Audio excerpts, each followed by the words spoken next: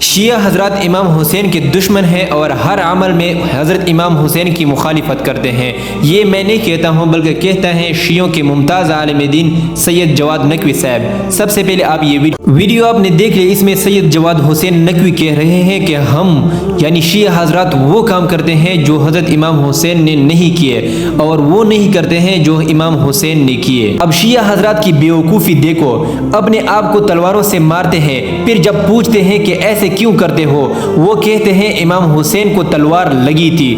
ارے بیوقوفو، ان کو تلوار لگی تھی، خود انہوں نے اپنے آپ کو تلوار نہیں ماری تھی، ان کو خنجر لگی تھی، انہوں نے خود اپنے آپ کو خنجر نہیں ماری، ان کے خیموں کو جلایا گیا تھا، انہوں نے خود اپنی خیموں کو نہیں جلایا تھا۔ یہ تمام ظلم و ستم امام حسین کے ساتھ ہوئے ہیں، امام حسین نے خود نہیں کیے۔ جو کام امام حسین نے کیا اس کو آپ کرتے نہیں ہو اور جو کام امام حسین نے نہیں کیا اس کو آپ کرتے ہو۔ عجیب حماقت ہے۔ اب چند وہ چیزیں بیان کروں گا جو کہ امام حسین سے بالکل ثابت نہیں ہے، لیکن آج کل کے بیوقوف اور جاہل شیعہ جو حضرت امام حسین کے دشمن ہیں وہ سر انجام دیتے ہیں اور کہتے بھی اپنے آپ کو حسینی ہیں۔ دیکھیے ذرا کہ حضرت امام حسین عبادت کیسے کرتے تھے اور آج کل کے شیعہ عبادت کیسے کرتے ہیں۔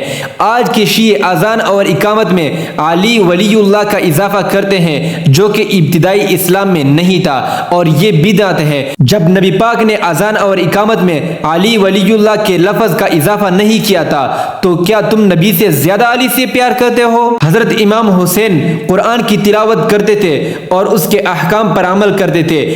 آج کے شیعہ قرآن کی تلاوت کے بجائے زیارت عاشورہ کو زیادہ اہمیت دیتے ہیں، قرآن کو اتنی اہمیت نہیں دیتے ہیں جتنے زیارت عاشورہ کو اہمیت دیتے ہیں اور انہیں کثرت سے پڑھتے ہیں۔ کیا یہ حسینی ہے؟ حضرت امام حسین کی زندگی میں ماتم اور سینہ کوبی جیسے رسومات کا ذکر بالکل نہیں تھا اور آج کل کے شیعہ محرم کے دوران ماتم، سینہ کوبی، زنجیر زنی اور دیگر پرتشدد رسومات ادا کی جاتی ہیں جو کہ حضرت امام حسین کے زمانے میں بالکل نہیں تھیں۔ کیا تم حسینی ہو؟ حضرت امام حسین کی شہادت کے بعد اہل بیت میں سے بھی کسی نے ماتم نہیں کیا، تو پھر تم کون ہوتے ہو ماتم کرنے والے؟ تم اہل بیت سے زیادہ محبت کرنے والے ہو امام حسین سے؟